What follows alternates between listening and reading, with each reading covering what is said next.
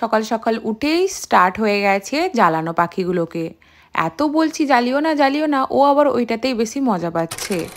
Hello everyone, welcome back to my channel must Mariyam to our new mini vlog. আমি মরিয়ম তোমাদেরকে অনেক অনেক স্বাগত জানাই। তো দেখো, তোমাদেরকে গতকাল আমাদের নতুন সদস্যদের সঙ্গে তো আলাপ করিয়েছিলাম। তো ঘুম থেকে উঠেই মেয়ে এদের সঙ্গে খেলা স্টার্ট করে দিয়েছে। আমি একটু চা বসালাম আর এদিকে চালটা ধুয়ে টুয়ে রেডি করে রাখলাম হাঁড়ির মধ্যে। চা হয়ে গেলে আবার ভাতটা বসিয়ে দেব। একটু চা আর একটা বিস্কুট দিয়ে যদি না সকালটা স্টার্ট করি, বেশ একটা জমে না। তো এদিকে রান্না হতেই থাকলো, আমি আমার সমস্ত কাজ এরপর একে একে বাগিয়ে নেব। প্রথম কাজ তো আমার প্রত্যেক দিনের রান্না বান্না করা। তো একদিকে ভাত হচ্ছে আর এদিকে দেখো মাছটা ভেজে নিলাম। তো মাহিনের বাবা বললো গোটা মাছটাই ভাজো, বেশ অনেক দিন পর করে একটু মাছ ভাজা খাবো। আমি বললাম ঠিক আছে তাই হোক। আর এদিকে একটু উচ্ছে আলু ভাজবো, উচ্ছে খেতে একটু ভালো লাগছে এই কদিন, সেই জন্য উচ্ছে আলু ভাজবো বলে তেলটাকে এদিকে গরম করতে বসিয়ে দিয়েছিলাম। তো এরপর দেখো ধুয়ে এরপর উচ্ছে আলুটাকে একসাথে দিয়ে দিচ্ছি। আর একটা কি কথা বলি, মাঝে মাঝে দেখবে তেতো ভালো না লাগলেও অনেক দিন যখন একটু বিভিন্ন রকমের তরকারি খাওয়ার পর যখন একটু মুখের স্বাদ পাল্টানোর জন্য যে কোনো জিনিসই ভালো লাগে। আবার অনেক দিন দেখবে তুমি মাংস পরপর খেতে পারবে না, তখন মনে হবে একটু সবজি খাই। আবার অনেক দিন সবজিও খেতে ভালো লাগবে না, তখন মনে হবে একটু মাংস খাই। মানে সব কিছুই কি, যতই ভালো জিনিস হোক না কেন, একটা না কোনো জিনিসই ভালো লাগে না।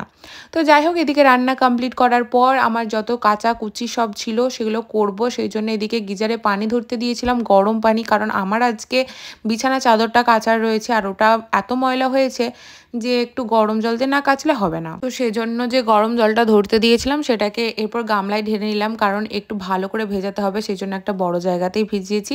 আর এই বালতিটাতে দিয়েছিলাম মাহিনের পাপা আর মাহিনের যে টুকরো টুকরো জামা কাপড়গুলো রয়েছে, মানে গেঞ্জি জামা এই সমস্ত আমার ওড়না, এগুলো এটার মধ্যেই ভিজিয়ে রেখে দেবো। আর হ্যাঁ, কিছুক্ষণ ভিজতে দেবো, নাহলে আবার ময়লাগুলো ছাড়বেও না। তবে হ্যাঁ, জামা কাপড় বেশি খুব একটা ময়লা হয় না, কারণ আমি প্রত্যেক দিন কাচাকুচি করি, তো সেজন্য গায়ের গন্ধটা যাওয়ার জন্য যেটুকু আর কি কাচতে হয় সেটুকুই। আজকের ওয়েদারটা দেখো এত সুন্দর রয়েছে, তবে গরমটা প্রচণ্ড রয়েছে। হ্যাঁ, এটা ঠিক যে যারা কাচাকুচি করছো তাদের জন্য তো আজকের দিনটা পারফেক্ট। কেননা আজকে মনে হচ্ছে রোদটা ভীষণ কড়া করে বেরিয়েছে, সব শুকিয়ে যাবে। স্নান টান করে বসে পড়লাম পড়াতে। ছেলে মেয়েদের এখন পরীক্ষা চলছে, তো পরীক্ষা হওয়ার জন্য ওরা স্কুল থেকে সকাল সকাল বাড়ি ফিরে আসছে, দিয়ে এসেই পড়তে চলে আসছে।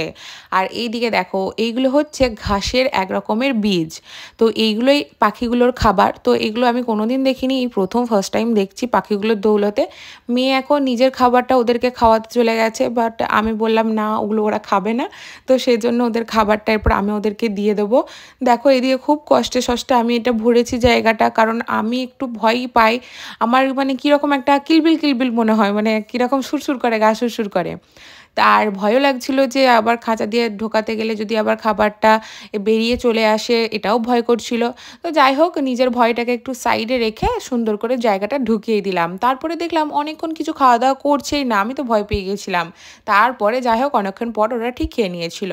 সন্ধ্যাবেলা একটু শাক বাছতে বসেছিলাম, সকালে সেই শাকগুলো তোলা হয়েছে, বাট এখনও পর্যন্ত বাছা হয়নি, কারণ আমি সময় পাইনি সারাদিনের মধ্যে। সন্ধ্যাবেলা আজকে পড়ানো ছিল না, কারণ সারাদিনের মধ্যে সমস্ত পড়ানো কমপ্লিট হয়ে গিয়েছিল। তাই আমি ভাবলাম ঠিক আছে, তাহলে এখন একটু ফ্রি আছি যখন, শাকটা বেছেই নিই।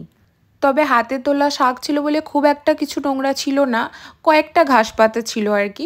দেখলাম মোটামুটি তাড়াতাড়ি বাছা হয়ে গিয়েছিল, মেয়ে গিয়েছিল ভাবিদের বাড়ি, তো এই সুযোগে একটু বেছে নিলাম। কালকে রান্না করব, তাই আজ থেকে বেছে না রাখলে হবেও না, নাহলে সকালে তাড়াহুড়ো পড়ে যাবে। মাহিনের পাপা রাত্রে নিয়ে এসেছিলো বিরিয়ানি, তো বিরিয়ানিটা দিয়েই আজকে রাতে ডিনারটা কমপ্লিট করব।